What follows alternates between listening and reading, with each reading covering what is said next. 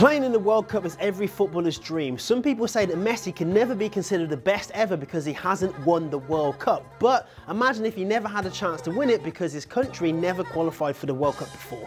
It doesn't matter how good or great you are as a player, if your country doesn't qualify, then you're watching the World Cup while sitting on the sofa, just like Bob Smith, who worked at McDonald's. With that said, here's the top 10 players that never played in a World Cup and why. Roy Keane. Okay, Roy Keane did actually play at the World Cup in 1994, unlike everyone else on our list, but he's at number 10 because of his infamous departure from the Republic of Ireland World Cup squad days before the start of the tournament. Keane was sent home by former Ireland manager Mick McCarthy for being rude and aggressive during a team meeting, but Keane says he was only complaining about the poor preparation and management McCarthy was showing to the rest of the team, such as training tops arriving late, training pitch being in poor quality, and players being allowed to drink alcohol until late into the morning. Keane allegedly said to McCarthy, "You are a liar. I didn't rate you as a player, I don't rate you as a manager, and I don't rate you as a person." This was Keane's response to claims he faked an injury in qualifying games. As the captain, Keane thought he had to say something, but in the end he said too much and missed the 2002 World Cup. David Gino, top player for PSG and Spurs, but he only managed 17 games for France, not due to bad attitude or injury, but based on a performance from one game. Gino's international downfall all began with a misplaced cross in an important World Cup qualifier against Bulgaria in 1993. Gino's cross enabled Bulgaria to march down the field and score what would be the goal that took them to the competition instead of France.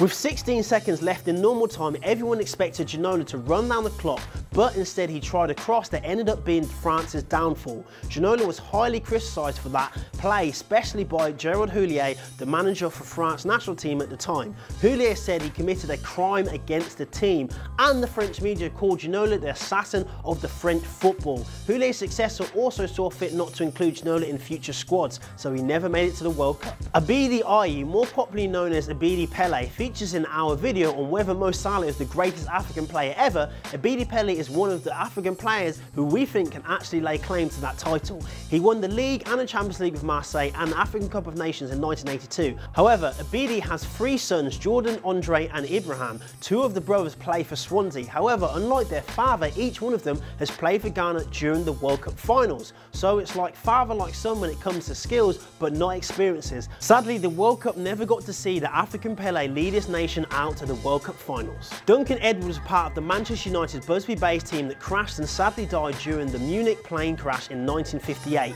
Edwards died later in hospital due to his injuries. It's said that he fought hard to survive even until the end, and with his last dying words being, "What time is kickoff against Wolves, Jimmy? I mustn't miss the match." Sadly, he passed away.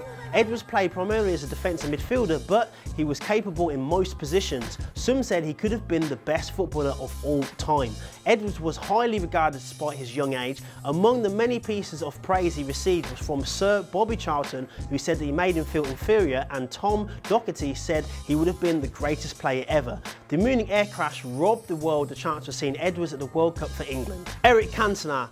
Like Keane, he struggled to control his passion and temper, and he basically had no filter button and said and did whatever he thought was right at the time. Cantona's temperament kept him from long spells in the French team.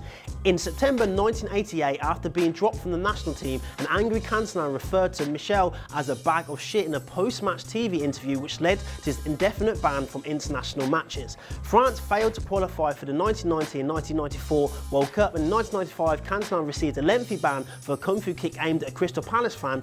By the time of his suspension ended, the legendary Zinedine Zidane had taken his place in the team, and Cantona ended his international career soon after, thus ending any chance for him to play for France at the World Cup. Gareth Bale. Cardiff-born left-back turned winger Gareth Bale rivals another Welshman on our list as the best British player. Bale has won the Liga, Copa del Rey, Supercopa de España and the UEFA Champions League 3 times. He did manage to help Wales get to the European Championship, but an injury during the World Cup qualifiers meant that Wales missed out on making it to their first World Cup since 1958. Bale may one day take Wales to the World Cup. He is the best player in a generation that includes Aaron Ramsey, Ashley Williams, Ben Davies and many others. Question is, will Bale stay on the list or will one day he play in the World Cup for Wales? George Weah. Liberian George Weah is still the only African footballer to win the Ballon d'Or. He's featured on our list of the players that challenges the claims that Mo Salah is the best African footballer of all time. Weah was recognised by the International Federation of Football History and Statistics as the greatest African player of the 20th century. To many, George Weah was the most naturally gifted African player and one of the best players of all time. He won the African Footballer of the Year twice, as well as winning the Ballon d'Or in 1995. He's also named European Footballer of the Year and FIFA World Player of the Year.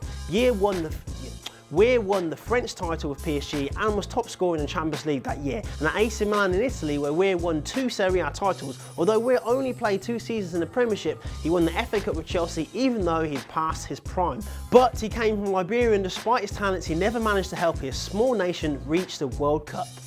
At number 3, George Best, a true Manchester United legend and one of football's first superstars.